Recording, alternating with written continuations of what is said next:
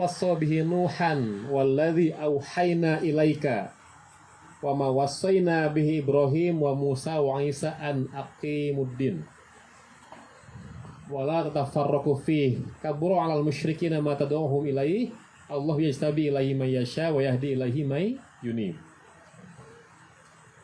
Dia telah mensyariatkan bagi kamu tentang agama. Syara'an lakum itu Allah telah mensyariatkan, mewasiatkan, ya, mensyariatkan apa yang diwasiatkan kepada Nuh, kemudian kepada Ibrahim, Musa, Isa, serta cana ayat ilaika kepadamu Rasulullah. Ini kalau disimpulkan ini berapa nabi ini? Disebut apa nabi yang 5 itu? Ulul azmi. Apa artinya? Nabi yang memiliki sabar. Yang lain gak sabar. Nabi Ayub gak sabar. Nabi Yusuf enggak.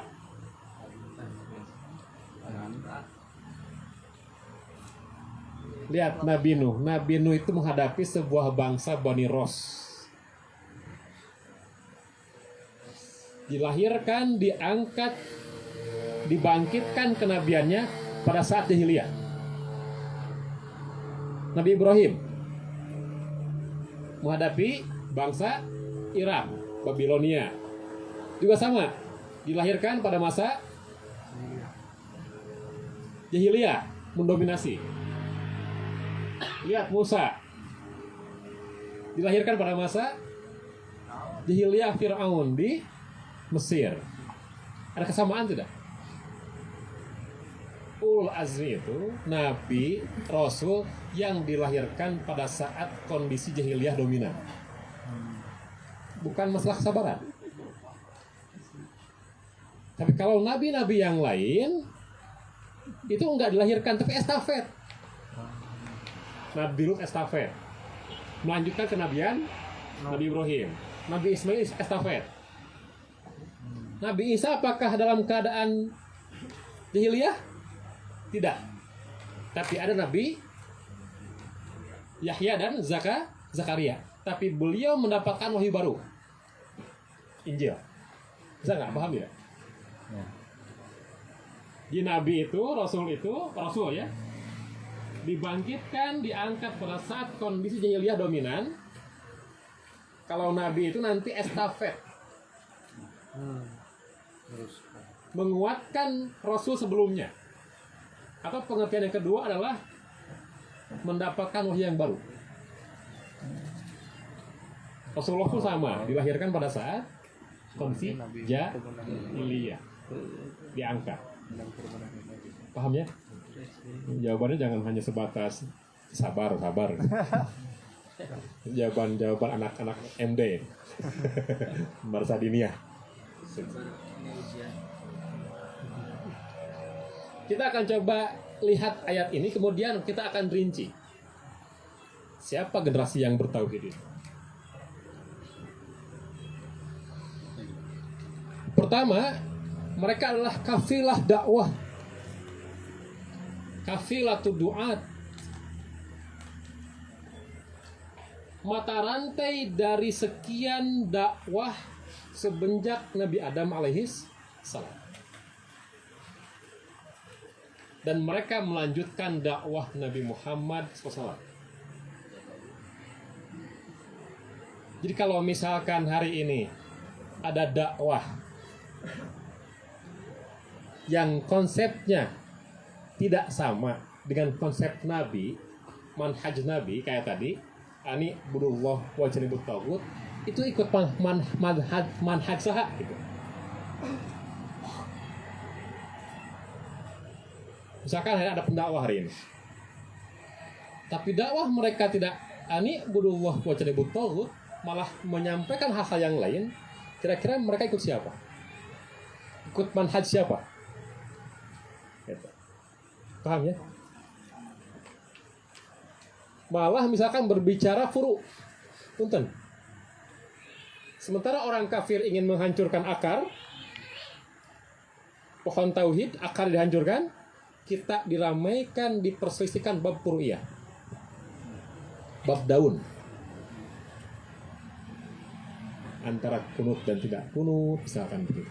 Kemudian antara tasyahud awal, telunjuknya di awal atau di tengah pas syahadatain atau apa dan sebagainya. Apakah meletakkan tangan saat sholat takbiratul ihram, apakah di atas, tidak dada dan sebagainya. Itu yang diposisikan. Padahal orang-orang yang anti Islam hari ini ingin mencoba untuk menghancurkan fondasi akal. Makanya generasi yang bertauhid adalah generasi yang mereka melaksanakan atau merupakan estafeta lanjut dari kafilah dakwah para nabi dan para rasul, atau warasatul anbiya, pewaris para nabi. Paham ya? Yang kedua adalah ada kalimat di ayat tadi, an aqimuddin, berusaha untuk menegakkan ajaran Allah. Di sini disebutkan yuriduna at-tamassuku bidinihim. Mereka menginginkan untuk tamasuk, berkomitmen, istimsak dengan din mereka, bertahan, berpegang teguh dengan din mereka. Penting tidak kira-kira dalam kondisi seperti ini kita bertahan, berpegang teguh dengan din kita, din Islam. Paham ya? Kemudian ittiba'u bil manhajin nubuwati fi dakwah, mengikuti manhaj Nabi di dalam dakwah, metode Nabi, cara-cara Nabi, bukan cara-cara yang lain. Karena ma fi syai'in jadid, tidak ada hal yang baru di dunia ini. Itu enggak coba besok. Apa yang baru di dunia ini? Pertarungan hak dan batil dari dulu ada nggak? Ada. Ada orang yang berusaha untuk menjunjung tinggi Islam dan ada orang yang hari ini ingin menjatuhkan Islam, ada? Kebaikan keburukan dari dulu ada sebagai sunatullah. Makanya para ulama sepakat, at-tarikh yu'idu nafsahu, sejarah akan mengulangi dirinya, akan berulang. Sejarah akan berulang manakala hal sama dilakukan. Kira-kira kalau misalkan hari ini bangsa Indonesia semua LGBT akan diazab kira-kira seperti zaman Nabi apa itu? Kalau mau mencoba apakah sejarah itu akan berulang, silakan lakukan. Lakukan itu. Kalaupun misalkan ternyata Allah tidak menjatuhkan hujan batu, itu karena risalah Rasulullah merupakan risalah yang rahmatan lil alamin. Allah tidak azab orang-orang kafir langsung di zaman risalah Rasulullah SAW. Tapi Allah tangguhkan dulu. Dua kemungkinan. Apakah Allah ingin agar mereka beriman, ataukah semakin bertambah kekufuran? Allah Allah. Ketika Allah menangguhkan azab bagi orang-orang yang berdosa hari ini, hanya dua kemungkinan.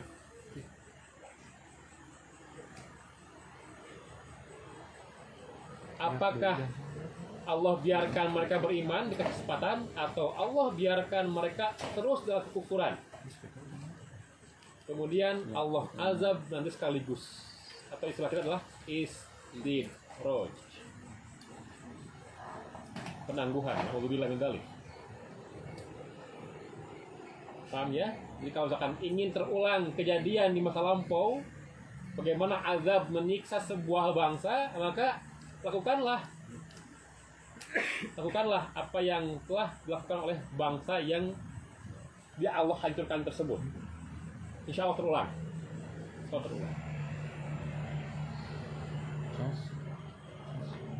Kemudian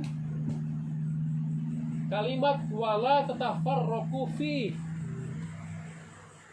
ini diartikan sebagai yuriduna tauhidun nas. Mereka ingin menyatukan manusia, bukan memecah belah. Itu tidak. Realitas kita hari ini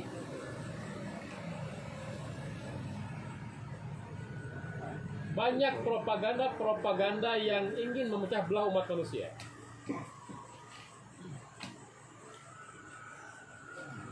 Kedua kubu kah misalkan, kemudian juga ada istilah apalah gitu ya, nuansa-nuansa provokator,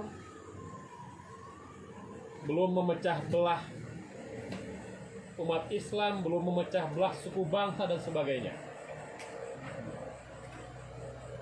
Tapi orang-orang yang bertauhid, mereka selain ingin mengesahkan Allah di dalam penyembahannya, juga ingin menyatukan umat manusia, bukan hanya Islam, tapi menyatukan umat manusia.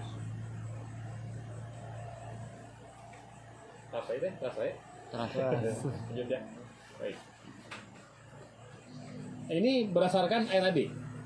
Kita simpulkan ayat tadi, surah Asy-Syura ayat 13, bahwa mereka inilah karakteristik daripada generasi yang bertauhid. Sementara orang-orang yang anti-Islam, orang-orang yang memusuhi Islam, mereka menginginkan untuk memecah belah umat Islam. Baik. Lanjutkan ke ayat yang lain nih, Wafilah.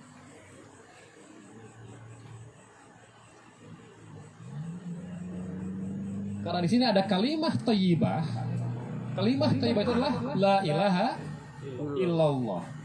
Itu tauhid. Maka kita akan coba lihat dari aspek ayat ini.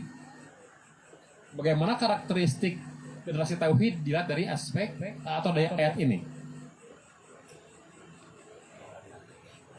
A'udzubillahi minasyaitonir rajim. Alam taro kaifa daraballahu masalan kalimatan thayyibatan kasyajaratin thayyibah.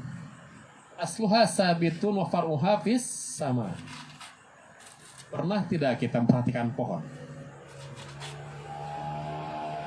Tidakkah kamu perhatikan bagaimana Allah telah membuat perumpamaan kalimat yang baik seperti pohon yang baik? Pernah tidak kita? Perhatiin pohon yang baik. Apa contoh pohon yang baik? Yang akarnya menghujam, teguh, cabanya ke langit. Apa? Ayat mah kormanya. Kalau kita korma di orang mau jadi apa? Biasa lah. Singkat tidak? Dari mulai menanam sampai tumbuh berbuah? Tidak. Tidak. Untuk bertahun-tahun. Lama ya? Proses. Begitulah Allah ketika ingin mengembalikan tegaknya kalimah tauhid la ilaha illallah. Enggak gampang. Cukup panjang prosesnya. Harus menanam benih, bahkan mungkin nanti ketika jadi pohon itu enggak dinikmati oleh yang menanam. Paham ya? Barangkali misalkan kakeknya nanam tetapi nikmati namanya karosa ku incuna. Jadi bisa saja orang-orang yang memperjuangkan kalimat tauhid itu enggak bisa dirasakan hasilnya saat ini. Karena sabar. Ini karakternya. Kemudian juga tuti kulakul hinin bi idzi rabbiha. Wa yadribullahu al-amthal lin-nas la'allahum yatadhakkarun. Kita lihat apa yang bisa diambil, dipetik dari ayat ini.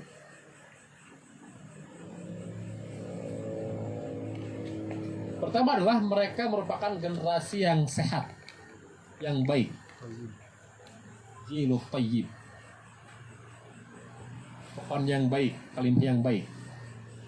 Atau syahsiyah thayyibah. Yang kedua adalah imanu qawi. Mereka memiliki iman yang kuat. Tadi asluha sabitun, menghujam. Karena fondasi. Kira-kira kalau fondasi membangun sebuah gedung tinggi, apakah harus dangkal tanahnya atau dalam? Mun bareng bangun gedung tinggi, mencakar langit, kumaha fondasina? Kira-kira. Atau lamun dikurak-korek, kita kagak pada bangun ada. Anak hayam tuh. Tapi kalau misalkan ingin membangun sebuah gedung yang tinggi, karena nanti mereka yang beriman itu akan Allah amanahkan berbagai syariat nantinya. Kalau enggak kokoh di keimanannya, maka akan lemah. Jadi iman itu sebagai pondasi, harus kokoh, harus kuat. Walladzina amanu asyaddu hubbalillah. Dan orang-orang yang beriman kepada Allah amat sangat cintanya kepada Allah. Paham ya? Jadi kalau bicara akidah itu enggak plural, ngambang.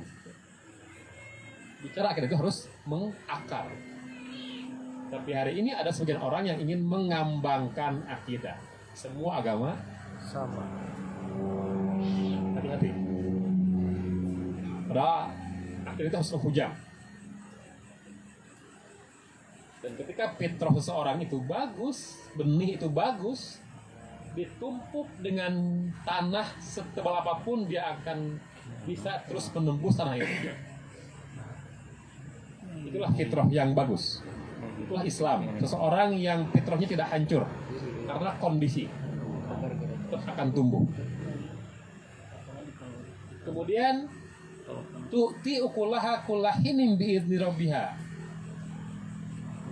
menumbuhkan pohon di setiap musim. Jadi kita usum-usuman. Terusnya kalau setiap musim berarti kayak usum-usuman. Irang-irang enggak. Setiap musim, Pak. Makanya disebut sebagai jilus sabru wasyuk.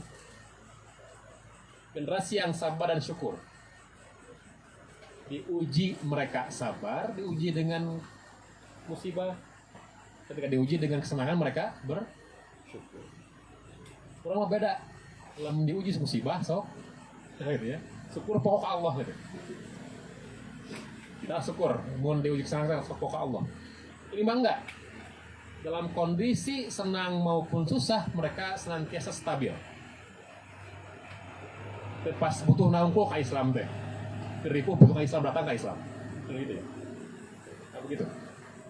Konsisten. Ini diambil dari surah Ibrahim ayat 24 sampai 25. Selanjutnya, ini juga dasar dalil lagi. Karakteristik generasi yang bertauhid itu. Panjang lahnya, silahkanlah nanti dikaji. Ini surah Al-Fat ayat 29. Ayat terakhir. Apa arti Al-Fat? Apa artinya? Kemenangan. Kunci untuk agar menang ada di dua poin di atas. Muhammadur Rasulullah walladzina ma'ahu. Bagaimana hubungan pemimpin dengan umat? Kalau baik, kalau rahmah hubungannya kasih sayang, maka akan Allah menangkan. Kuncinya di sana. Makanya Muhammadur Rasulullah walladzina ma'ahu. Bicara tentang al-qiyadah wal jundiyah, pemimpin dan pasukan. Jadi surat kemenangan Al-Fat ditutup dengan sebuah solusi, ya, konsep untuk menangkan Islam itu harus memiliki hubungan yang antara pemimpin dan pasukan, pemimpin Islam dan umat Islam. Kita lihat langsung intinya dari ayat ini. Oh, dua ayat ya, mohon maaf, dengan hampir sama. Satu karakter, beda istilah saja gitu. Yang tadi yang di awal tadi. Ada kesamaan kriteria walaupun beda istilah, beda kalimat.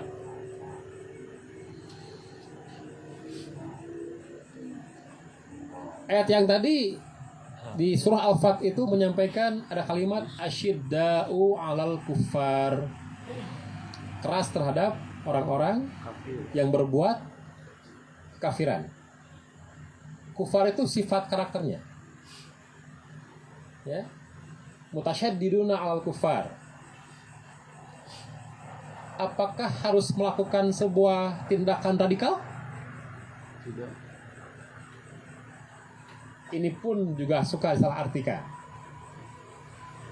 Ikhwati wa rahmatullah, orang kafir itu orang-orang yang membuat jalan selain jalan yang Allah turunkan, kafir ya, atau orang yang mengcover, menutup kebenaran kemudian dimunculkan al-batil, kafir, al-haq ditutup, dimunculkanlah yang batil, kemudian orang-orang ikut ke sini. Itu kafir. Atau mengingkari nikmat Allah, mengingkari Rasul, mengingkari Quran. Itu ya, kafir itu. Ingin agar umat Islam lunak dengan syariat. Paham tidak? Supaya longgar, supaya mereka nggak istiqomah. Maka cara untuk kita berbuat asyidda bukan radikalisme, tapi harus komitmen dengan syariat. Cukup, selesai. Kita komitmen dengan syariat pun mereka akan lelah. Paham tidak? Nggak usah harus membawa misalkan tas berisi bom kemudian masuk ke sebuah wilayah ya, yang bisa maksiat beleduk. Itu nggak ada konsepnya. Tapi asyidah al-kufar itu adalah kita komitmen dengan syariat yang sebetulnya mereka menginginkan kita lunak dengan syariat itu. Longgar umat Islam. Atau mereka nama. Kalau umat Islam sudah longgar, tidak tamasuk ya bil kita juga sunnah, tidak isom dengan kita bahas sunnah. Paham ya? Kemudian yang kedua adalah adzillatin 'alal mu'minin atau ruhama'u bainahum mutadzalliluna 'alal mu'minin, rendah hati, tidak rendah ke kafir, merendahkan, muhun, abdi dalam gitu ya. Dibalik gitu. Tapi dengan sesama muslim mereka melakukan sebuah tindakan-tindakan yang tidak manusiawi.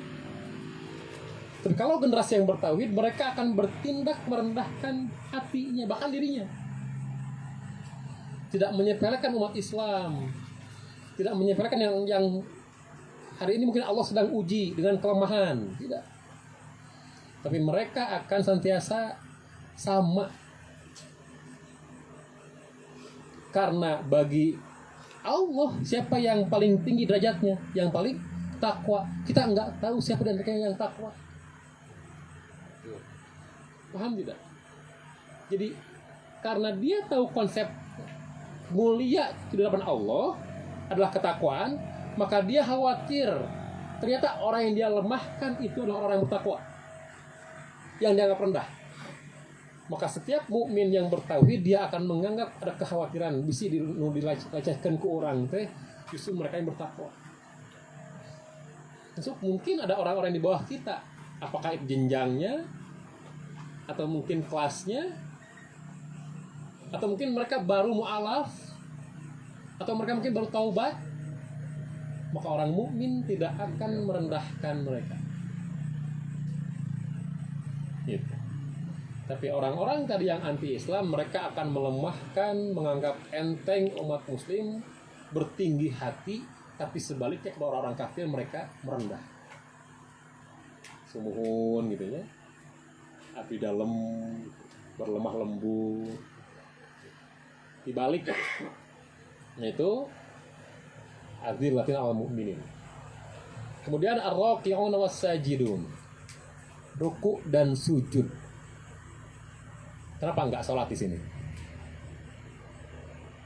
Kebayangnya ruku ya harus sama dengan pantat ya, wajah kita gitu. Apalagi sujud harus kena ke tanah supaya ngerasa hina,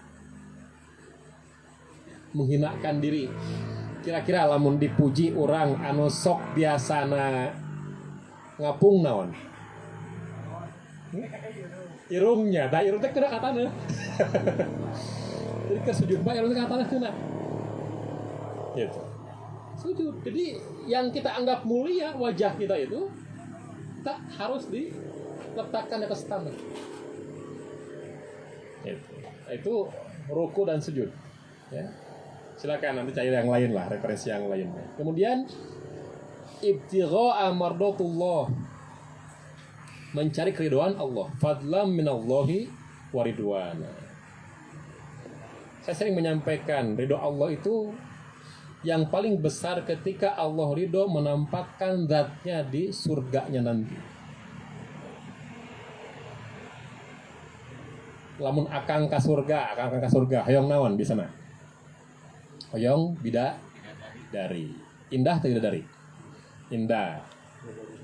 Bisa ngacanya orang tidak nabi tisna saurak itu. Indahnya. Eta teh makhlukna komun nyiptakeunana. Sementara kita diizinkan oleh Allah untuk melihat zat Allah yang merupakan pencipta dari seluruh makhluk yang paling indah sekalipun. Kabeh itu pencipta kumaha. Bakal hilap dari oge. Mun Allah tos emut ke orang. Gitu. Paham ya? Ridho Allah. Mencari, menggapai dimanapun letaknya. Ali radhiyallahu an berani untuk tidur di kasur Rasulullah ketika akan dibunuh. Karena beliau tahu itulah ridho Allah. Suhaib Ar-Rumi mau hijrah, ditahan, tong harta itu tinggalkan. Eta mengenah nawayana bal ini tuh kayak itu harta menang di Mekah. Tukeran, ente gue berangkat tapi harta simpen di dia. Dia tinggalkan harta, dia berangkat hijrah karena dia tahu Madinah ridho Allah. Paham ya? Jadi mengorbankan harta dan dirinya. Wa minan nasi mayyasir nafsahu tigha'a mardatillah. Gitu. Dan mengorbankan apapun. Tidak imannya tidak ditukar dengan sesuatu yang tidak berharga. Dalam sebuah hadis, surga yang 7 lapis langit dan bumi tidak rela ditukar dengan seekor sayap nyamuk. Itu para mujahid. Itu para muwahhid, orang-orang yang bertauhid. Jadi iman yang sangat berharga tidak akan kalah dengan sesuatu yang murahan. Tidak kalah dengan perempuan, tidak kalah dengan tanah air, bahkan tanah air pun tinggalkan dulu. Dalam rangka hijrah, mempertahankan keimanan.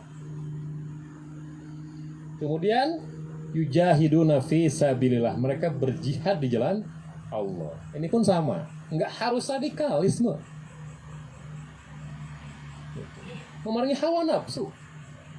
Hawa nafsu yang dibentangkan tadi orang-orang yang ingin mengacaukan orang Islam. Dia bertahan. Walaupun betul para ulama sepakat kalau sudah bicara jihad itu adalah perang kita. Tapi tidak setiap perang itu adalah jihad. Tapi kalau misalkan jihad itu melingkupi perang.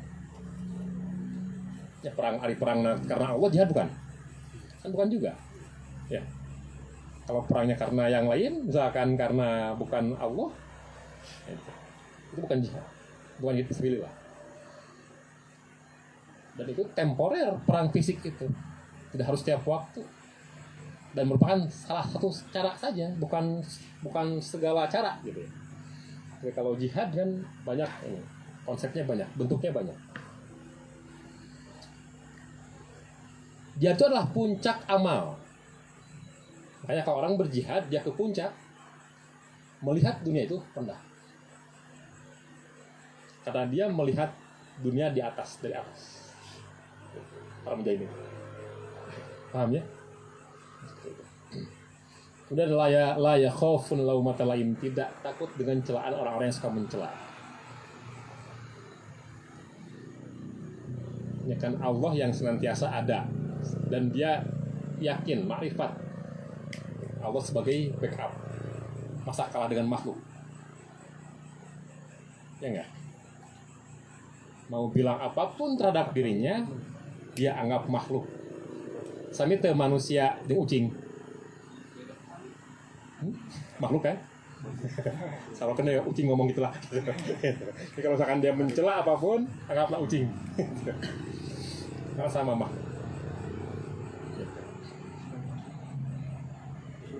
Baik, dilanjutkan.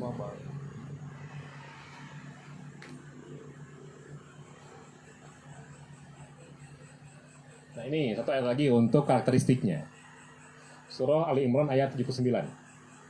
Maka libasyarin ayyutihullahu kitab wal hukma wan nubuwah tsumma yaqulu lin-nasi kunu ibadali min dunillah walakin kunu rabbaniyin bima kuntum tu'allimul kitab wa bima kuntum tadrusun. Apa naknya? Nah, kriterianya. Robbani. Nah, nanti ini juga penjelasan Robbani. Ini real contohnya. Siapa? Ashabul Kahfi. Apa Robbani itu? Ya. Humur Robbaniyun. Kalau dia tadi bima kuntum tu'allimul kitab wa bima kuntum tadrusun. Mereka yang mengajarkan kitab dan belajar kitab. Biasanya dalam konsep umum belajar dulu atau mengajar dulu?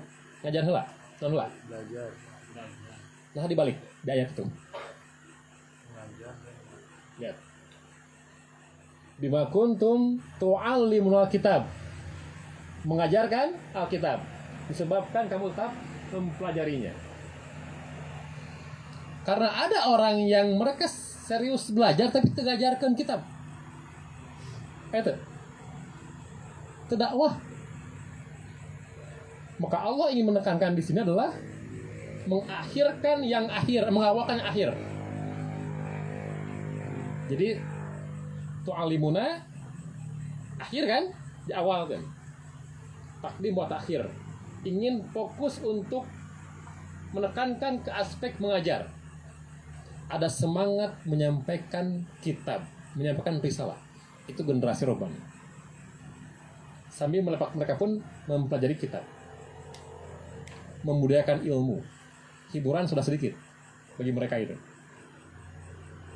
Gitu. Bukan nggak ada, sedikit. Ada ya, hiburan, tapi sedikit. Nah, ini Robbani, pengertian Robbani. Makanya ada sebuah pepatah yang lucu gitu. Bukan lucu lah. Bagus gitu. Kunu Robbaniyin wala takunu Ramadaniyin. Jadilah orang-orang Robbani, jangan jadi orang-orang yang Ramadan. Paham tidak? Ngaji Quran osok pas Ramadan. Osok kata gitu. Ya mulai osok. Pas di bulan yang lain hilang ya. Jangan begitu.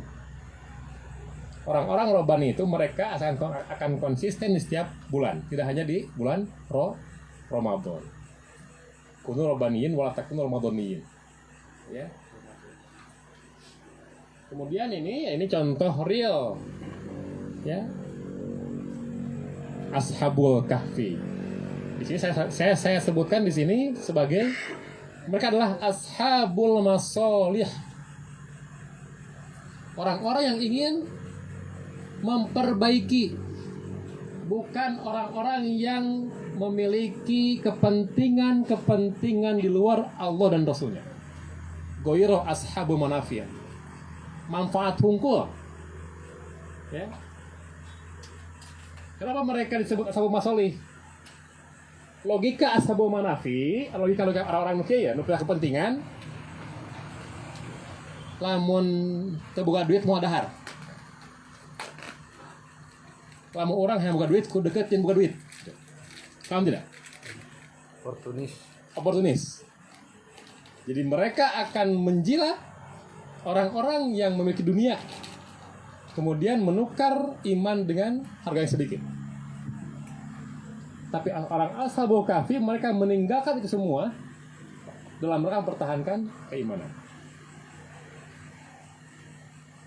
Kan keukur ya, misalkan ada sebuah kelompok dakwah yang mereka itu basah dengan dunia.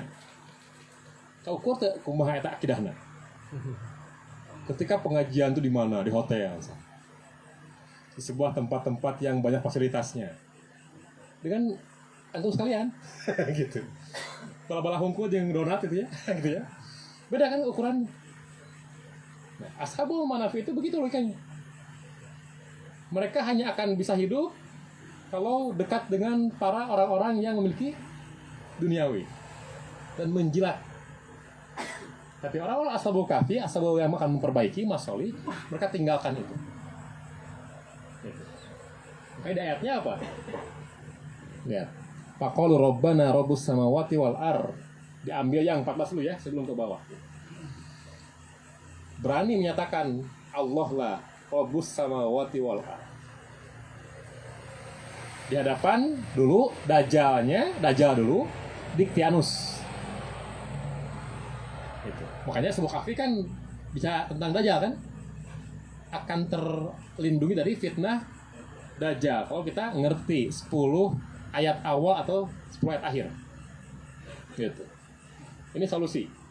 Kalau kita ingin terlepas dari fitnah Dajjal, kaji ini Al-Kahfi ini.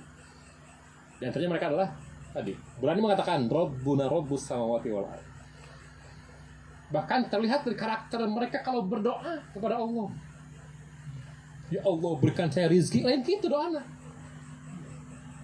Rabbana atina min ladunka rahmah wa hayyi lana min amrina rasyada. Misalkan ya Allah limpahkanlah rizki, enggak begitu. Enggak salahnya. Gimana tahu?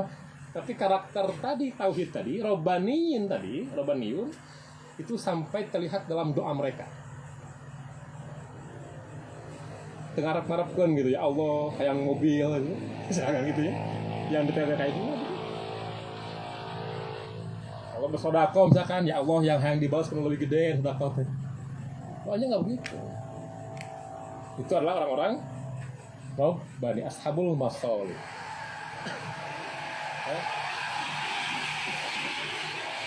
Nah, ini bab yang terakhir.